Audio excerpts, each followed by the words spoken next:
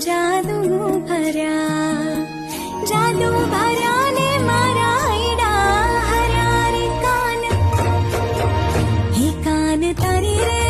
So guys finally તમારા માટે એક ટી-શર્ટમાં નવું આર્ટિકલ લઈને ઓનલી લેગીસ આવી ગયું છે, જે પીસ મેં વિયર કરેલો છે. તો ચાલો હું તમને પૂરો પીસ રિવીલ કરીને બતાવું અને સાથે સાથે કલર ઓપ્શન પણ બતાવી દઉં.